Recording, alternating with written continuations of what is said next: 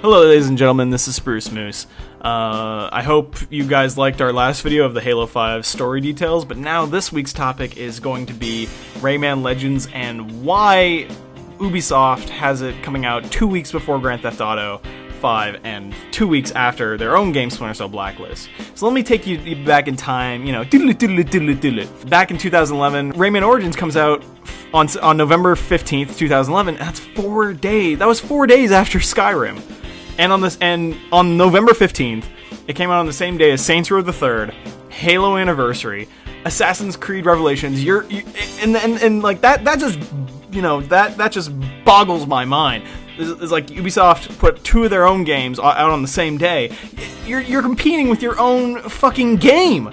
You're competing with your own product. I don't understand. Why would you do that?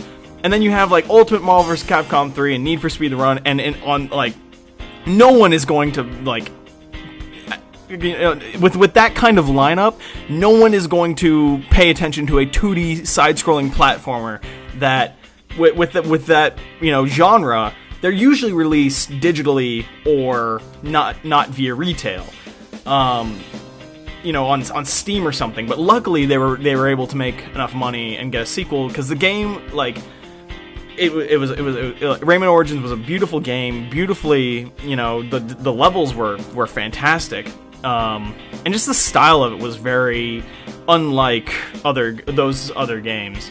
So here we have Rayman Legends, and they're kind of doing the same thing over and over again.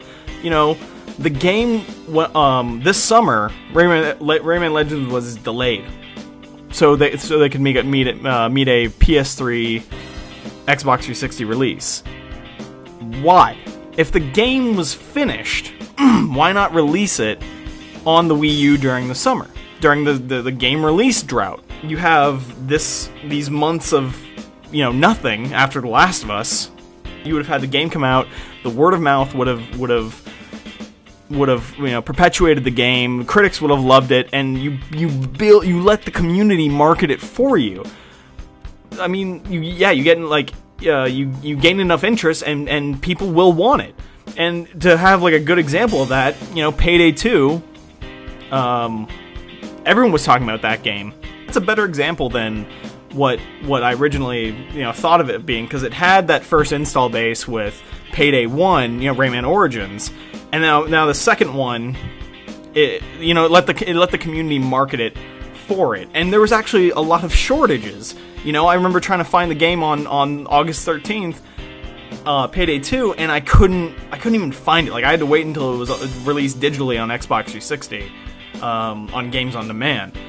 But if you let the community take your game and talk about it and have like a discourse about it, push it out there for you, you really let the community do most of the marketing for you. And one thing that really, really boggles my mind, I'm gonna put a link in the description of the Vita version of Rayman Legends. There's a level of disparity between the console and the Vita versions, from 700 levels in Rayman Legends on the console to 615 on the Vita.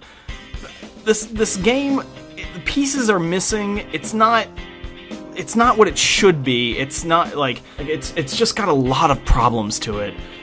And I feel like with better marketers or better PR and more attention paid to the release schedule, I feel like Rayman Legends won't be bought by a lot of people, and that's really a shame, because I played it, I reviewed it for my college newspaper, the State Press, the Arizona State University State Press, and it's a fantastic game. It really is one of those special little platformers that everyone should play. But unfortunately, coming out 2 weeks before Grand Theft Auto 5 and 2 weeks after your own game, Splinter Cell Blacklist, you kind of shot yourself in the foot several times. So that's my 2 cents. Leave a comment below with your thoughts on the matter, and I will see you guys next week.